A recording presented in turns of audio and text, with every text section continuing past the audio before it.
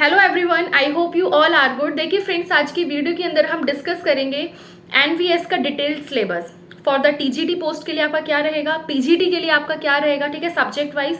इसके अलावा आपके जो कॉमन सब्जेक्ट्स हैं उनके लिए देखो स्टूडेंट्स को काफ़ी डिफिकल्टी हो रही है कि भाई सब्जेक्ट उनको जो सिलेबस है बेसिकली वो नहीं मिल पा रहा है। तो इसलिए हमारी साइड से सिर्फ एक बहुत छोटी सी कोशिश है आप लोगों के लिए। आई होप कि आपके लिए हेल्पफुल रहे।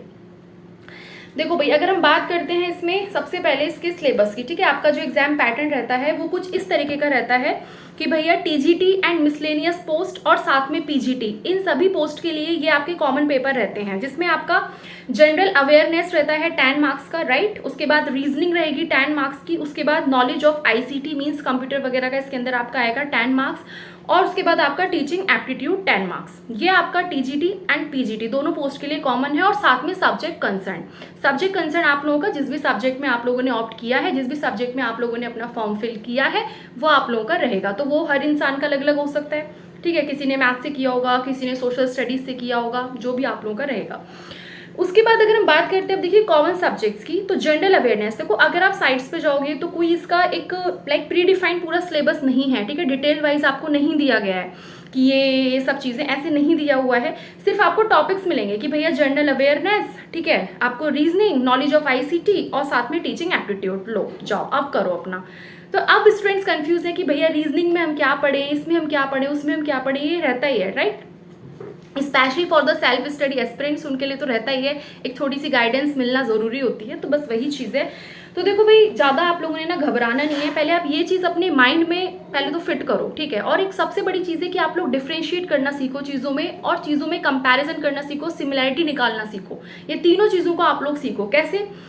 अब जैसे कुछ स्टूडेंट्स मेरे से बोल देते हैं कि आप जो है टीजीटी का भी बता रहे हो, हैं आप सेल्फ स्टडी का एईएस वाला भी बता रहे हो, केवीएस का बता रहे हो, तो यार आप ये भी तो देखा करो कि इनकी जो लाइक जो केवीएस है, जो एईएस है, या जो DSSS है, या फिर अब जो आपका ये एनवीएस है, इनके सिलेबस में सिमिलरिटी भी तो देखो कि सब्जेक्ट जो है वो कॉमन है या नहीं है।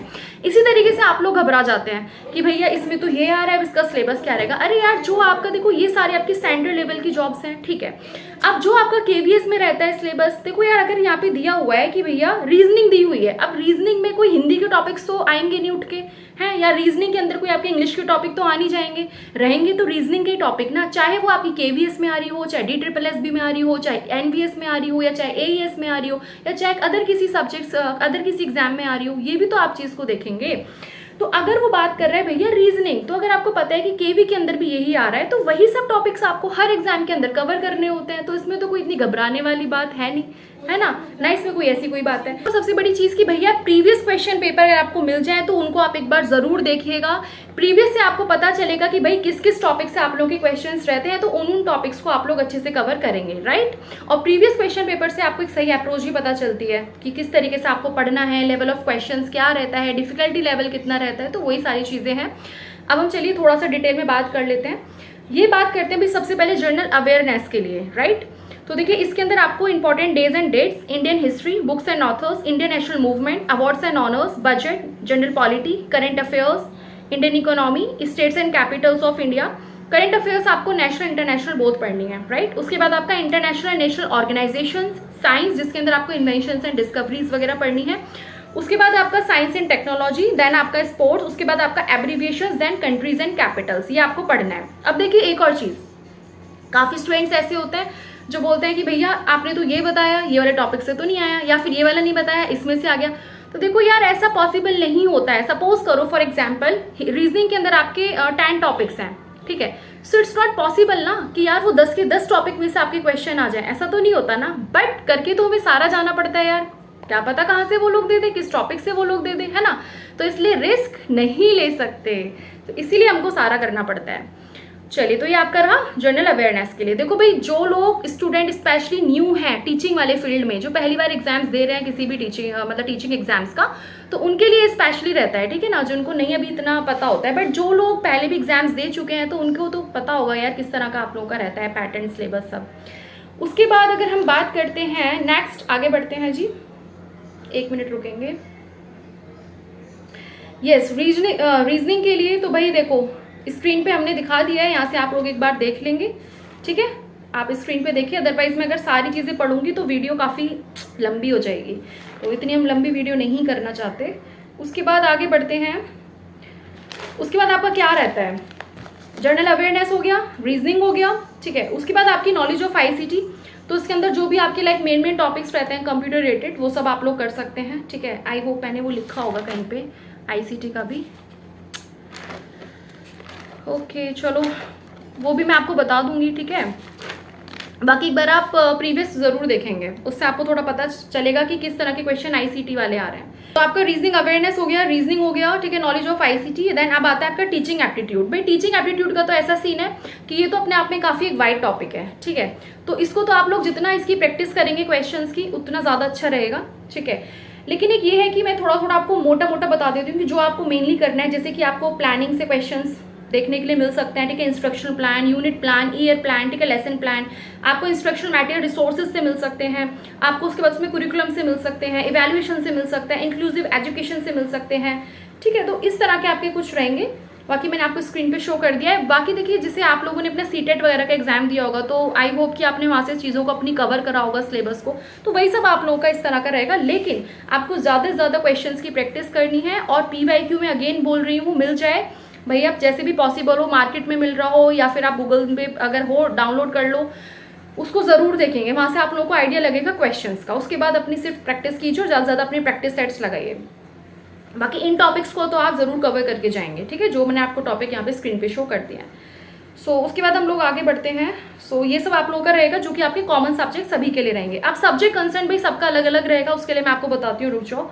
नेक्स्ट आता है आपका जनरल इंग्लिश, जनरल हिंदी या फिर आपकी रीजनल लैंग्वेज या फिर मदर टंग, ठीक है। ये आपका रहेगा टीजीटी और मिसलेनियस वालों के लिए, और जो पीजीटी वाले होंगे उनके लिए आपकी जनरल इंग्लिश और जनरल हिंदी आएगी। और देखिए, आपको अपने पार्ट सेकंड के अंदर सिर्फ और सिर्फ क्वालिफाई करना है, 40% लाना है इन ईच सब्जेक्ट, यानी कि जनरल इंग्लिश में भी, जनरल हिंदी में भी, और आपकी जो भी लैंग्वेज रहेगी, जो भी आपने ऑप्ट करी है उसके अंदर, इन तीनों में आपको अलग अलग 40% लेके आना है, ठीक है। ये आप चीज़ समझेंगे। अब इसका सिलेबस देख लीजिए, मैंने आपको स्क्रीन पे शो कर दिया है। जनरल हिंदी में आपको ये वाले टॉपिक्स मेनली कवर करने हैं, और जनरल इंग्लिश में आपको ये वाले टॉपिक्स मेनली कवर करने हैं, ठीक है।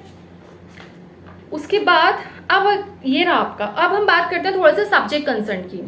भाई देखो, सब्जेक्ट कंसर्न वाले ऐसा है, हमने आप लोगों के लिए एक थोड़ी सी सुविधा करी है। हमने सर्च करके, आप ये जो वीडियो का डिस्क्रिप्शन है ना, इस पर आप जाएंगे तो यहाँ पे आपको 2 लिंक मिलेंगे, ठीक है। एक लिंक मिलेगा टीजीटी वालों के लिए, जो भी आपने अपना सब्जेक्ट चूज करा है, चाहे आपने टीजीटी मैथ्स से डाला हो, चाहे सोशल स्टडीज से डाला हो, या फिर किसी भी सब्जेक्ट से आपने डाला हो, उस लिंक पे आप लोग जाएंगे, वहाँ पे आपको पूरा उसका डिटेल सिलेबस जो है मिल जाएगा, ठीक है, टॉपिक वाइज जैसा भी आपका रहेगा। इसी तरीके से एक दूसरा लिंक है पीजीटी वालों के लिए। भाई आप उसको ओपन करेंगे तो एक एनवीएस की ऑफिशियल वेबसाइट ओपन हो जाएगी, वहाँ से आप जाएंगे, जब उसको लिंक ओपन करेंगे तो आपको पूरा दिखाई देगा अलग अलग। जैसे प्रिंसिपल पोस्ट पे भी आपको पूरा सिलेबस आपको मिलेगा, ठीक है। वहाँ पे पीजीटी के लिए आपने जिस भी सब्जेक्ट से डाला है वो आपको पूरा सिलेबस मिलेगा, तो आप वहाँ से जाके इजीली अपने सिलेबस को डाउनलोड कर सकते हैं। और इसी वीडियो के डिस्क्रिप्शन में दिया है हमने दोनों लिंक, तो आप ध्यान से देख लेंगे, ठीक है। अब हम आगे बात करते हैं, ये हो गया आपका कंप्लीट पूरा सिलेबस का मैटर। आई होप कि आपको समझ आया हो, एंड आई होप कि थोड़ी बहुत इससे आपकी हेल्प रही हो, ठीक है। बाकी आप लोग भाई इधर उधर भी थोड़ा नज़र दौड़ाएं, जिस हिसाब से आपने करना है।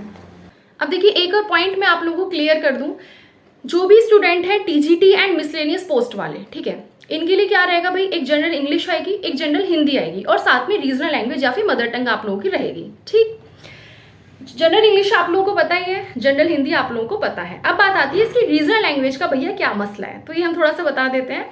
इसमें क्या है ना, जो आप लोग नोटिफिकेशन देखेंगे तो इसमें आपको टोटल 19 लैंग्वेजेस दी हुई है रीजनल, ठीक है, टोटल 19। उनमें से आपको कोई भी एक लैंग्वेज ऑप्ट करनी है, ठीक है, कोई भी एक। अब वो कौन कौन सी, एक बार हमको बता देते हैं थोड़ा सा इन शॉर्ट। जैसे कि आपको बंगाली दी हुई है, असमीज दी हुई है, गुजराती, हिंदी, ठीक है। उसके बाद आपको मलयालम दी हुई है, मणिपुरी है, मराठी है, बोडो है, नेपाली है, उड़िया है, ठीक है, पंजाबी है, खासी है, उर्दू है, तेलुगु, इंग्लिश, तो तमिल, इस तरीके से आपको टोटल 19 लैंग्वेजेस बेसिकली दी हुई हैं।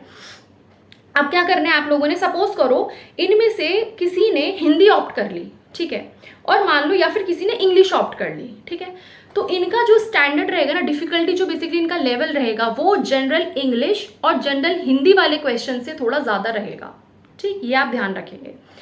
तो आप इनमें से कोई भी एक जो है लैंग्वेज को ऑप्ट करेंगे तो उससे रिलेटेड आपको क्वेश्चंस यहाँ पे देखने के लिए मिलेंगे, ये आपको है, बट वो आपको बेसिकली क्वालिफाई करना है, ठीक है। और इन सब के मार्क्स ऐड नहीं होंगे। मैं फिर से बता दूं, मेरिट में सिर्फ और सिर्फ आपके 120 नंबर में से रहेगी, यानी कि जो आपकी रिटन एग्जाम की जो मेरिट निकलेगी वो सिर्फ आपके जो कॉमन सब्जेक्ट्स यानी सब्जेक्ट कंसर्न तक वाले जो सब्जेक्ट्स है वहां तक सिर्फ रहेगी। ये जो आपके नीचे के 3 दिए हुए हैं, जनरल इंग्लिश, जनरल हिंदी और साथ में रीजनल लैंग्वेजेस, ये सिर्फ और सिर्फ आपको क्वालिफाई करना है, ठीक है। आई होप आपको समझ आया होगा। तो भैया क्वेश्चन इसके रहेंगे, और थोड़ा सा जो लेवल जिन्होंने भी इंग्लिश मान लो लैंग्वेज के अंदर इंग्लिश या फिर हिंदी ऑप्ट कर लिया, तो भाई उनका जो थोड़ा सा लेवल रहेगा वो जनरल इंग्लिश और जो जनरल हिंदी के जो 2 सब्जेक्ट्स दिए हुए हैं इनसे थोड़ा सा ज़्यादा रहेगा, ठीक। सो ये था आप लोगों का आज का पूरा सेशन। आई होप कि आपके कुछ डाउट्स क्लियर हुए होंगे। सो तब तक के लिए आप लोग अपना ध्यान रखेंगे, खुश रहेंगे, स्वस्थ रहेंगे, मस्त रहेंगे, मुस्कुराते रहेंगे और अच्छे से अपनी पढ़ाई करेंगे। बाकी अगर कोई भी आपको डाउट रहता है तो आप हमसे पूछ सकते हैं।